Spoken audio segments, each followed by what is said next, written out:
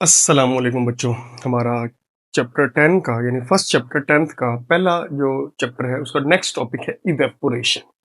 बड़ा सिंपल सा आसान सा लॉन्ग क्वेश्चन है और ये सारे जो अभी हम पढ़ेंगे ये शॉर्ट भी बन सकते हैं। अभी हम बारी बारी बात करते हैं। इवेपोरेशन क्या है? हमारे पास एक टब है, उसमें वाटर पड़ा है। ये वाटर हमने यहाँ पे इसको रखा हुआ है। तो ये जो सरफेस है, ये ऊपर वाली सरफेस, इस सरफेस से किसी भी टेम्परेचर पे जो मॉलिक्यूल्स हैं वो सरफेस को लीव करके इवेपोरेट हो जाते हैं, यानी लिक्विड से गैस में कन्वर्ट हो जाते हैं। किसी भी टेम्परेचर पे पानी पड़ा है, चाहे वो 0 डिग्री पे ही क्यों ना पड़ा हो, तो ये जो लिक्विड है उसकी सरफेस से मैं बात कर रहा हूँ, सरफेस से कुछ पार्टिकल्स का गैस में कन्वर्ट हो जाना कहलाता है इवेपोरेशन।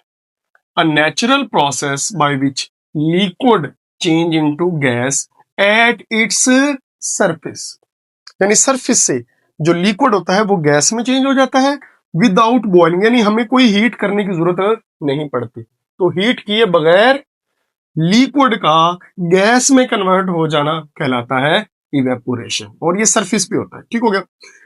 ये होती है ऑल टेम्परेचर पे। अभी मैंने बोला कि इसको गर्म करने की जरूरत नहीं, occur at all temperature. Example देता हूं कि आप घर के बाहर थोड़ा सा पानी फेंकते हैं सड़क पे, कुछ देर बाद पानी गायब हो जाता है, तो पानी किधर गया? पानी जो था वो लिक्विड था, और लिक्विड सारा किस में कन्वर्ट हो गया? गैस में। तो ये चीज क्या हुई? इवेपोरेशन। बात समझ आ रही? और ये ऑल टेम्परेचर पे होती है, but faster at high temperature. ये टेम्परेचर बढ़ा दोगे तेज हो जाएगा इवेपोरेशन का प्रोसेस, लेकिन ये नहीं है कि मतलब अगर वो चीज हॉट नहीं है तो इवेपोरेशन नहीं हो। बस समझ, evaporation occur at all temperature. ठीक हो गया। तो ये बच्चे हमारा मेन कंसेप्ट है इवेपोरेशन का, कि नेचुरल प्रोसेस है जिससे लिक्विड गैस में चेंज हो जाता है। अब कुछ फैक्टर्स हैं जो इवेपोरेशन को बढ़ा देते हैं। पहला फैक्टर है टेम्परेचर। जिस तरह मैंने पहले बात की, अगर टेम्परेचर हाई होगा तो जो रेट ऑफ इवेपोरेशन है, रेट ऑफ इवेपोरेशन वो बेटे बढ़ जाएगा। समझ आ रही? यानी मॉलिक्यूल्स की काइनेटिक एनर्जी बढ़ेगी। काइनेटिक एनर्जी बढ़ेगी तो वो सरफेस को लीव करना शुरू करता है। पानी को गर्म करें, थोड़ी देर बाद देखना वो बुखारात आपको नजर आएंगे, तो वेपोरेशन इतनी तेज हो जाएगी कि हमें नजर आएगी, लेकिन नॉर्मल टेम्परेचर पे हमें नजर नहीं आती। तो टेम्परेचर जो है वो इवेपोरेशन के रेट को इनहांस कर देता है। दूसरी चीज है सरफेस एरिया। ये बड़ा सिंपल सा कंसेप्ट है कि अगर आप एक छोटे टब के अंदर पानी डालते हो और एक तालाब है बड़ा, एक झील है, तो इसका एरिया ज्यादा है तो इससे इवेपोरेशन क्या होगी? ज्यादा होगी। इसका एरिया कम है तो इवेपोरेशन कम। तो जो एरिया है, सरफेस एरिया, वो भी डायरेक्टली प्रोपोर्शनल है इवेपोरेशन के, यानी एरिया ज्यादा होगा तो इवेपोरेशन भी ज्यादा। थर्ड चीज है विंड स्पीड। ये हमारे पास पानी पड़ा है कहीं पे, हवा बहुत तेज चल रही है, तो जो तेज हवा है वो ऊपर वाले पानी के मॉलिक्यूल्स को साथ लेके जाती है। बात समझ आ रही है? तो वो जल्दी किस में कन्वर्ट होते हैं? गैस। बात समझ आ रही? तो अगर विंड स्पीड ज्यादा होगी तो इवेपोरेशन भी ज्यादा हो। बात समझ आ रही? यानी हवा चल रही है तो हवा आती है, ऊपर वाले मॉलिक्यूल को साथ ड्रैग करके लेके जाती है, तो उससे रेट ऑफ इवेपोरेशन क्या हो जाता है? बढ़ जाता है। ये चौथी चीज है ह्यूमिडिटी। ह्यूमिडिटी को हम उर्दू में बोलते हैं नमी, यानी हवा में किसका होना? मॉइस्चर का होना। हवा में मॉइस्चर, नमी का होना। अब सोचो, ये है हमारे पास समंदर है या कुछ भी है, इसके ऊपर जो हवा है वो ह्यूमिड है, उसमें पहले ही पानी है। बात समझ आ रही? अब सोचो पहले ही पानी है तो उसे मजीद पानी की जरूरत नहीं है।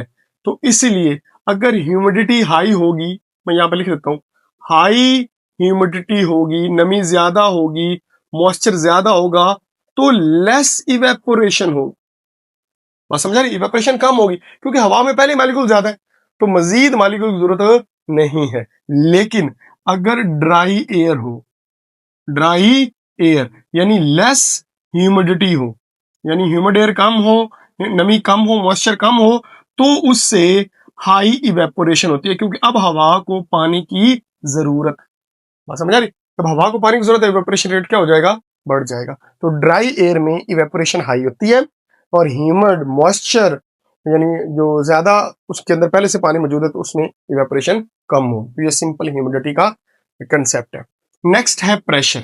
अब मैं आपको ये बता, ये समंदर है, इधर एटमॉस्फेरिक प्रेशर बहुत ज्यादा है, हाई है, तो क्या करेगा, ये ऊपर से पानी को पुश करेगा और जो इवेपोरेशन रेट है वो स्लो हो जाए। बात समझ आ रही? तो इसका मतलब क्या हुआ, अगर प्रेशर हाई है तो इवेपोरेशन लो हो जाएगी, लेकिन अगर हवा का प्रेशर लो है तो ज्यादा वेपर्स बनेंगे। बात समझ आ रही? इसका मतलब क्या हुआ, अगर प्रेशर लो हो तो हाई रेट होता है किसका, इवेपोरेशन। तो ये चीज आप लोगों ने याद रखनी है। ये दोनों अगर मैं बताऊं तो इनवर्स रिलेशन है, ह्यूमिडिटी ज्यादा इवेपोरेशन कम, ह्यूमिडिटी कम इवेपोरेशन ज्यादा, प्रेशर हाई इवेपोरेशन लो, प्रेशर लो इवेपोरेशन हाई। लेकिन ये जो तीन फैक्टर थे इसमें टेम्परेचर बढ़ने से बढ़ती है, सरफेस एरिया बढ़ने से बढ़ती है और विंड स्पीड बढ़ने से भी बढ़ती है। तो ये चीजें आप लोगों ने याद रखनी है। लास्ट जो चीज है हमारे पास, इवेपोरेशन कूलिंग काज करती है।